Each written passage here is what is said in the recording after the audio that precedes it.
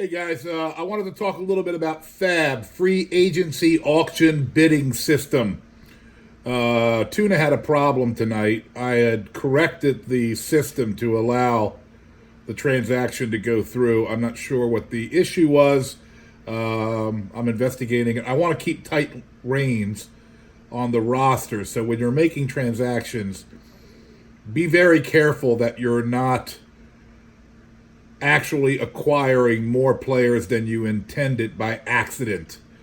Let me run through a typical transaction and a multiple player scenario just so that you're careful, because my limits may not be as restrictive and you may end up with more players than you should, which means that you might have taken it away from someone else with a better or worse bid that shouldn't have been yours in the first place. So you can always start at my team, or you can go right to players. And while you're looking at the players, you can just grab him from the free agency as well. Let's say, for example, in this case, I'm going to IR my quarterback. Now, nobody on my team is valid for IR. And just for you new guys and those that are veterans, we must have evidence from Sportsline or something very legitimate that your player is listed as doubtful or out. Questionable does not count. All right, so I need to go to quarterbacks. I can look at everybody, or I can click on quarterbacks. I'm looking at the roster of quarterbacks that are available to everyone in the marketplace. And there's the plus sign to add them. If I want to scout Derek Carr, I'll hit the binoculars and he'll go onto a roster that is available to you only as a scout team, just in case you want to keep an eye on a bunch of players and you don't forget someone later on in the year that you were interested in earlier. Scout team. So I want to add Derek Carr to my roster. Immediately, my roster comes up by hitting the plus sign. There's Derek Carr queued up to add to the offense. Now, I can either drop Mahomes by clicking the dash or the underscore, or I can IR him, which allows me to retain Mahomes in my injured list, which will cost you $2.50 to put him there. And just by clicking IR, Mahomes is now queued up. Every day is a FAAB day except for game day. So nothing will immediately drop to your team and move to IR. So I've got to submit the transaction. But first, I might, on the right-hand corner, if you can see my mouse down here in the bottom right, I've got a $267 balance. I'm going to bid $12 blindly. I don't know if someone's going to bid $13 or more or less. I'm thinking that's a fair bid based on what I'm trying to do here. I could bid a 0 or leave it blank. And if nobody else is interested, then you'll get that player. So you're taking a chance at a 0 bid, but sometimes it works, like for kickers and defenses. So now that I submit the transaction, I've added the transaction to my pending list of transactions. Now I'm still in transaction mode. As you can see, there's the list of quarterbacks. I can go to wide receivers or running backs if I want someone else. I've also got the up arrow here, which will launch my pending transactions. Here's the Derek Carr, Patrick Mahomes, $12, will be auctioned Friday morning, and that usually means Thursday after midnight, 2 o'clock in the morning Friday time. So if you're up late, you might even get the email that the transactions for the prior day have been executed, so you'll get them when you wake up.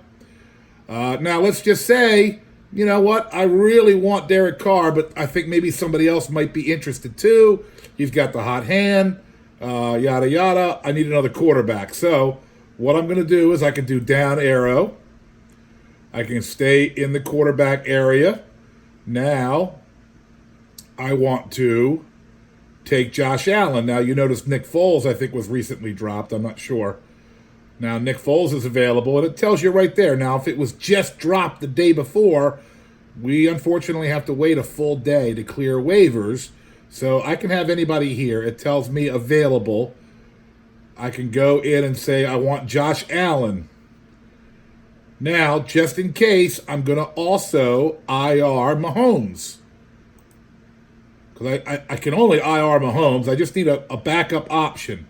And for Josh Allen, I really don't. If I get him, great. If I don't, I'm just going to put $2. And if I mess up these both transactions, I might have to go into free agency and just take another shot at it. You'll have Sunday, worst case scenario. So I'm submitting the bid. Same thing as before. Now I have two transactions, Derek Carr and Josh Allen, both for Mahomes. If someone beats me for Derek Carr, it'll default to Josh Allen. Nobody else is interested. I'll get him for $2. If Derek Carr is awarded to me and nobody else really was interested or underbidded me, so I won, then Josh Allen transaction would just be deleted because Patrick Mahomes would be no more available. He's already on IR or he's already been released.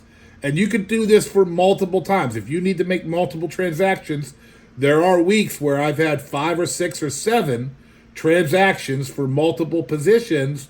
Just in case, I always wanted a backup player. I didn't want it to wait another 24 to 48 hours in case I was outbid and didn't expect to be. And if you get a bunch of players here, you could use the arrow keys to move your transactions up and down the list. Or if you want to edit the amount of your bid, you can edit the transaction here with the little notepad sign on the left. If I wanted to change it from $2 and say, you know what? $2 might not be enough. Let me go over here and make it $5. And then I submit the same transaction. Now it's $5, not $2. Now in this case here, I'm just going to go ahead and delete the transactions like they never happened. I like to keep my history. This is the last transaction. I wanted to get rid of the Titans, and I thought the Seahawks were a better play. I won it. I bid $6. What the heck, just in case. Somebody else wanted Seattle for $1 or $2. I like to keep my history for a few weeks, if not longer, if there are not that many. It gets a little cluttered. You can just go ahead and delete the history. Something happens, you got a question mark. You can always do a screenshot of your history in case something wacky happens. That's it for FAAB for now. By the way, if I go back to my team, well, I already deleted the transactions, but if you go back to my team, you will see right here, add drop in trades, a little green tab will pop up and give you a number of how many pending transactions. Or if you have a trade offer or someone offered you a trade, you would see a little green tab with a number saying you have 1, 2, or 3 trade offers or pending trade offers or how many transactions you have in the queue. Nothing will happen on your roster until those transactions take place. So if you're dropping a receiver or a running back, just make sure you have 1 running back and 2 receivers on your bench. Defense and kickers aside, just keep that roster to 1, 2, 3, 4, 5 bench players at all times. 1 running back, 2 receivers. That's the only mandatory minimum for your roster bench. Fill the starting spots up top. Bye for now. Call or email if you have any questions. I'm going to text a YouTube link to everybody. That's what you should be looking at now.